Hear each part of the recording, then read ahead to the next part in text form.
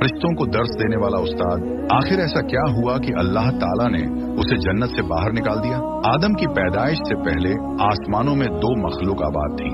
एक थे फरिश्ते और दूसरी मखलूक जिन्नात, जो आग से बने थे और जमीन पर भी आबाद थे। इन्हीं जिन्नात में एक मशहूर जिन्न चलीपा और उसकी बीवी तबलीज थे।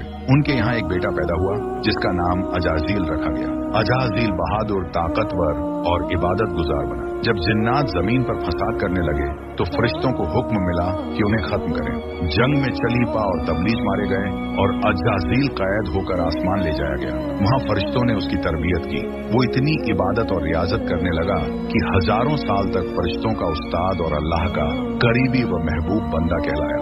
मगर उसके दिल में छुपा तकब्बुर बाकी रहा। फिर जब अल्लाह ने हजरत आदम को पैदा किया और सब फरिश्तों को सजदा का हुक्म दिया तो सबने सजदा किया, मगर अजाजील ने इनकार कर दिया। उसने कहा, मैं आग से बना हूँ और ये मिट्टी से, मैं इसे सजदा नहीं कर सकता। अल्लाह ने फरमाया, निकल जा, तू मरदूद है।